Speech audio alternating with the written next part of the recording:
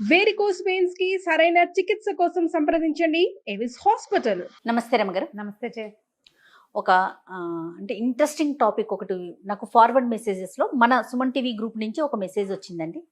Through Suman గారి ద్వారానే గ్రూప్లో ఒక మెసేజ్ పెట్టారు. నాకు వెంటనే అది చూడగానే 1-2 సార్లు చదవండి అని కూడా కింద మెసేజ్లో ఉంది. 2-3 సార్లు చదివాను. నిజమే కదా అని అనిపించింది రమగారు. ఖచ్చితంగా మీతో డిస్కస్ చేయాల్సిన విషయం అది. మన ఈ జీవితానికి మనకి తోడెవరు? అమ్మ, నాన్న, భర్త, భార్య, పిల్లలు, స్నేహితులు, బంధువులు. వీళ్ళల్లో మన ఈ జీవితానికి మనకి తోడెవరు? మన జీవితాంతం మనతో ఉండేది ఎవరు? అది ప్రశ్న. ఈవెన్చువల్గా జీవితంలో కొన్ని భాగాల్లో కొంతమంది ఉంటారు మనతో పాటు కదా.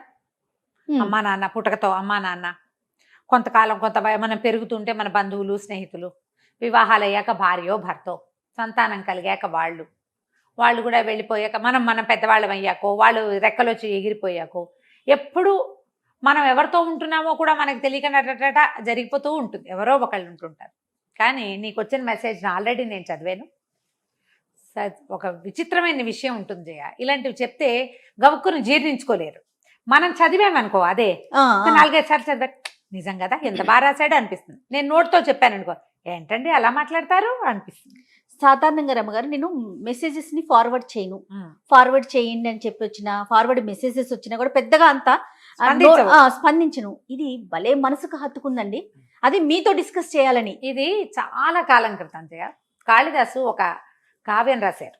అదేమిటి, కుమార సంభవం. పార్వతీదేవి శివుడి కోసం తపస్సు చేసింది. ఆ సందర్భంలో ఒక చోట ఒక వాక్యం చెప్తారు, శరీరమాద్యం కలు ధర్మ సాధనం అని. శరీరమే ధర్మానికి సాధనం. అది ఉంటే నువ్వు డాన్స్ ఆడు, నాటకాలాడు, మానేయి, పడుకో, నిద్రపో, ఏదో ఒకటి చేయి. శరీరం. ఇప్పుడు నువ్వు అడిగిన ప్రశ్నకి అక్షరాల సమాధానం శరీరం. మనతో పాటు ఉండేది మన దేహం, మన తోడు, మనతో పాటే మనతోనే ఉంటుంది. అదే నీ నిజమైన తోడు. దాన్ని నువ్వు ఎంత బాగా చూసుకుంటే అది నేను అంత బాగా చూసుకుంటుంది.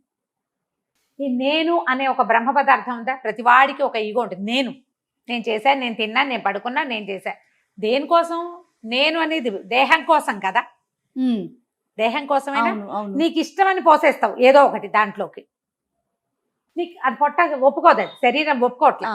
నువ్వేం చేస్తావు? అయినా సరే చావు, నువ్వు ఇలాగే చావాలి, నాకు ఇష్టం, నేను తింటా అని పోస్తావా? పోయివు. అమ్మో డైజెస్ట్ కావట్లా, నాకు అది తింటే నాకు అరగటం లేదు, అది నాకు సూట్ కాలేదు. పల్లీలు తింటే పెదిమలు వాచిపోతాయి, మానేస్తావు. ముల్లంగి తింటే మూతి వాచిపోతుంది కొంతమందికి, అది మానేస్తారు. శనగపిండి సూట్ కాదు, గ్యాస్ ఫామ్ అవుతుంది, కడుపులో నొప్పి వస్తుంది, మానేస్తాం. ఇది నీ కోసం మానేవా, శరీరం కోసం మానేవా? ఈ నువ్వు శరీరం విడదీయరాని బంధం కదా. అదే కదా నీతో మొదటి నుంచి చివరి దాకా ఉండేది. దాన్ని నువ్వు బాగా చూసుకోవాలి. కానీ అలా చూసుకోగలుగుతుందా రమ్మగారు? అంటే ఆలోచన ఉంటుందా? ఉండదు. నాతో ఉండేది నా శరీరమే అనుకోం కదా. మనం అలా అనుకోకుండానే చూస్తుంటాం జయ, చూస్తుంటాం. కానీ మన చుట్టూ ఉన్న బంధాలకి మనము ఇంపార్టెన్స్ ఇస్తాం, వాటికి ఎక్కువ ఇంపార్టెన్స్ ఇస్తాం. ఇప్పుడు నేను నాకే ఇంపార్టెన్స్ ఇచ్చుకుంటాను, నా శరీరానికే అని నేనని నీతో అనిపించి మీ అందరికీ చెప్పాను అనుకో, ఇంకేం పోయే కాలం తీరు కూర్చుని ఇలా మాట్లాడుతుంది అనిపిస్తుంది. కానీ మీరు అదే చేస్తారు, అదే చెయ్యాలి కూడా. నువ్వు పొద్దున్న స్నానం చేస్తావు, సోళ్ళు శుభ్రంగా, నువ్వు గ్లిజరిన్ సోప్ కాకుండా మామూలు సోప్ పెట్టుకుంటే పెటపెట్టలాడిపోతుంది, మండిపోతుంది. ఏం చేస్తావు? నూనె రాసుకుంటావు, లేదా క్రీమ్ రాసుకుంటావు, ఏదో ఒకటి రాస్తావా? అవును, శ్రద్ధ పెడతావు. శరీరాన్ని ఆవరించుకుని ఉండే చర్మం కోసం కొన్ని జాగ్రత్తలు వహించండి అని చెప్తారు. ఒకటి, శరీరం తాలూకు పనితీరు బాగుండాలంటే దీనికి హార్ట్ ఉంది, దీంట్లో అది పెద్ద అవయవం, దాన్ని జాగ్రత్తగా చూడాలి. హార్ట్ ఫ్రెండ్లీ కాకపోతే కొన్ని నూనెలు వాడద్దు. ఇవి నిరంతరము లోపలికి గాలి వెళ్తూ ఉంటేనే ఈ బండి నడుస్తుంది. కాబట్టి క్యాన్సరస్ అయినవి, తర్వాత ఏమో ఈ గాలులు అవి పీల్చకండి, శ్వాసకోశానికి మంచిది కాదు. దానికోసం ప్రాణాయామం చేయండి అని చెప్తాం. అది కూడా చేస్తాం కదా మనం.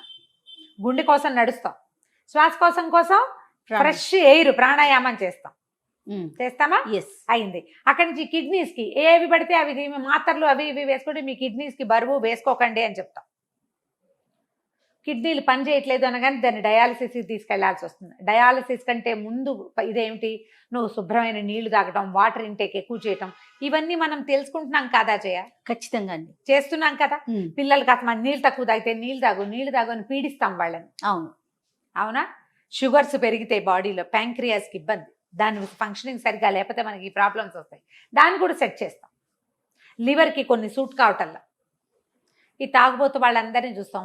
అసలు ప్రతిరోజు తాగటమే ఒక పద్ధతిగా ఉంది. ఇప్పుడు అందరూ తాగుతున్నారు అంటాం కదా, అదొక అలవాటుగా మారిపోయింది. మీ ఇంట్లో ఒక 10 ఏళ్ల పిల్లాడు ఉన్నాడు, అందరు తాగుతున్నారని వాడితో తాగిస్తావా? పోనీ రోజు తాగుతారు, నేను ఒక్కనే తాగుతున్నాను ఆ లోకంలో, అందరు తాగట్లేదా అనే తండ్రులు కానీ, మగవాళ్ళు కానీ, ఆడపిల్లలు కానీ, పోనీ తల్లులు కూడా, నేను ఒకదాన్నైనా, సొసైటీలో అందరు తాగుతారు, పార్టీ సేక్. ఈ వాక్యాలు వింటాం కదా రెగ్యులర్. నీకు 5 ఏళ్ల 8 ఏళ్ల మనవడు ఉంటే వాడికి కూడా రోజు కాస్త పోస్తావు నువ్వు? పోయివు. నీ శరీరం అంటే నీకు అంత చులకన? కొడుకు మనవడి శరీరం మీద జాగ్రత్త, నీకు పిల్లాడు హెల్తీగా ఉండాలనుకుంటావు, నీ సొంత హెల్త్ గురించి కొంచెం కూడా ఆలోచించావు. ఆలోచించకపోవటం వల్ల మనం ఏం చేస్తాము, మనకి 50 రాకుండానే లివర్ పాడైపోతుంది. దీంతో పాటు నీ శరీరానికి అటాచ్డ్గా ఉన్నటువంటి మొత్తం సమాజం అంతా దెబ్బతినిపోదా? నీ కొడుకు కొద్ది రోజులు అనుకుంటాడు, అమ్మో మా నాన్న తాగేసాడు అందుకే నేను ఇలా వచ్చి మనం చేయకూడదు అనుకుంటాడు, కానీ వాడు కూడా పార్టీ సేక్ చేస్తాడు. నాన్న, తాత, కొడుకు ముగ్గురు కలిసి తాగుతున్న వాళ్ళు కూడా ఉన్నారు ఇప్పుడు సమాజంలో.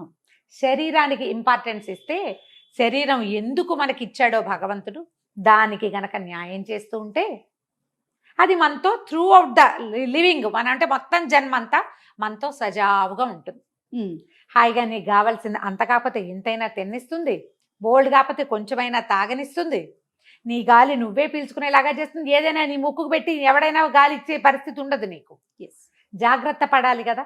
అంటే శరీరం మీద కాస్తైనా శ్రద్ధ పెట్టాలి. ఈ మొత్తం పాయింట్ వెనకాలన్న మెయిన్ పాయింట్ ఏంటంటే, నీ శరీరమే నీ తోడు. ఆత్మశుద్ధి మనుషులకి ఎంత అవసరమో శరీర శుద్ధి కూడా అంతే అవసరం. దాన్ని జాగ్రత్తగా చూసుకో. అవేర్నెస్ లేదంటే ఇది వరకు ఉండేది జయ, మధ్యలో ఒక 30-40 సంవత్సరాల గ్యాప్లు మనకి విపరీతంగా ఫారిన్ కల్చర్ వచ్చేసి, నా లివింగ్, నా ఇష్టం, నా జీవితం, నా ఇష్టం, ఈ నా ఇష్టం అనే ఒక పాయింట్కి ఎక్కువ పీట వేసి, నా శరీరం అనే పాయింట్ పోయింది. నా ఇష్టానికి నేను తాగేస్తానంటావు. అవన్నీ తాగేసాక నీ శరీరం ఏమవుతుంది, ఎంతసేపు మనసుని సాటిస్ఫై చేస్తున్నావు, బాడీని కాదు నువ్వు చేస్తుంది. కాదు రమ్మగారు, తెల్లారు లెగిస్తే ఉరుకులు పరుగులు పెడుతున్నాం, శరీరానికి ఒకలాంటి అలసట వస్తుంది, కానీ దాన్ని కూడా మనం పక్కన పెట్టేస్తున్నాం. 4 గంటల పరుగుల మీద, లేకపోతే డబ్బు సంపాదన, ఇంకా రకరకాల వ్యామోహాల మీదకో, రకరకాల బంధాల చుట్టే తిరుగుతున్నాం తప్ప శరీరం ఇదే మనతో ఉంటుంది. ఇప్పుడు మీరు ఇందాక అన్నట్లుగా జీవితాంతం మనతో ఉండేది, మనం ఉన్నంత కాలం మనతో ఉండేది శరీరం ఒక్కటే. ఈ ఆలోచన కొంత తగ్గింది కాదు? తగ్గిందంటే చెప్తున్నా కదా జయ, సెల్ఫ్ కి పీటేస్తారు. సెల్ఫ్ లో శరీరం లేదుగా. మరి సెల్ఫ్ లో శరీరం ఉంటే దానికి తగినంత నిద్ర, తగినంత నీళ్లు, తగినంత అన్నం, చెయ్యకూడని విశ్రాంతి, దాంతో పాటుగా నువ్వు ఏది దానికి ఇవ్వకూడదో అది ఇవ్వవు. నీ దగ్గర ఒక మోటార్ బైక్ ఉందనుకో, దాంట్లో ఏం పోస్తావు? పెట్రోలు, డీజిల్, అంతే కదా. మరి పంచదార పాకం భలే రుచిగా ఉంటుంది, పోస్తావు? ఎందుకు పోయావు? శరీరంలో లిక్కర్ మాత్రం పోస్తారు, అది పనికిరాదని తాగే ప్రతివాడికి తెలీదా జయ? అమ్మేవాడికి తెలీదా? తయారు చేసేవాడికి తెలీదా? దాన్ని మోతాదుగా తీసుకోవాలి, మందుగా తీసుకోవాల్సింది. అసలు దాని పేరే మందు, అంతే, దాని పేరే మందు. ఇది మందు తీసుకోవడం పోయి మందు కొట్టడంలోకి వచ్చింది. పెద్దవాళ్లే కాకుండా పిల్లలే కాకుండా విద్యార్థులు, పిల్లలంటే కొడుకులతో విద్యార్థులు, ఆడపిల్లలు, పార్టీ, శుక్రవారం రాత్రి పార్టీ, శనివారం రాత్రి పార్టీ పోసేస్తారు. ఓకే, చెడు అలవాట్లు నిజంగానే చెడే, అదొక్కటే కాదు కదా. ఆహారం, ఎన్ని విషయాల్లో మనం శరీరానికి అనుగుణంగా ముందుకెళ్తున్నాం. అసలు శరీరం ఒకటి ఉందనే ఆలోచన ఎక్కడ ఉంటుంది? శ్రద్ధ ఉండదు. వేళకి స్నానం చేయటం ఉండదు, వేళకి పడుకోవటం ఉండదు, దాన్ని శుభ్రంగా తోమటం ఉండదు, దానికి ఏది సూట్ అవుతుందో అది చెయ్యటం ఉండదు. లోపలున్న ఇన్ని అవయవాలు, ఈ మెషిన్, ఇవేవి మనం చేసుకోలే. మనం ప్లాన్ చేసామా జయ? కాదు. మనం ఎక్కడ పుట్టాలో ప్లాన్ చేయాల, ఎలా పుట్టాలో ప్లాన్ చేయాల. ఒక దేహాన్ని ప్రకృతి మనకిచ్చింది. మన దేహాన్ని మనం కాపాడుకుంటే ప్రకృతిని కూడా కాపాడే ఇంటెన్షన్ ఏర్పడుతుంది మనకి. సో అప్పుడు మనం ఇంకొంతకాలం బతుకుతాం. శరీరం మీద ప్రేమ అండ్ శ్రద్ధ రెండూ చూపించాలి. ఖచ్చితంగా ఉండాలి. ఎందుకంటే నీతో చివరి దాకా ఈవెన్చువల్లీ ఉండే పీపుల్ కాకుండా అమ్మ నాన్న కొంతకాలము, పెళ్ళాం పిల్లము, భార్యాభర్తలు కొంతకాలము, పిల్లలు కొంతకాలము, స్నేహితులు, కొలీగ్స్, బంధువులు అందరూ కొంతకాలమే ఉంటారు. వాళ్ళ పాత్రను బట్టి వస్తారు, అంతే. వెళ్ళిపోతారు. సందర్భానుసారం ఉంటారు. ఎప్పుడు నీతో ఉండేదాన్ని కాపాడుకోండి. దానికోసం దాని లోపల ఉన్నటువంటి అన్ని రకాల ఎలిమెంట్స్ కి ఏం కావలసినవి కావాలో. అవి ఇవ్వండి.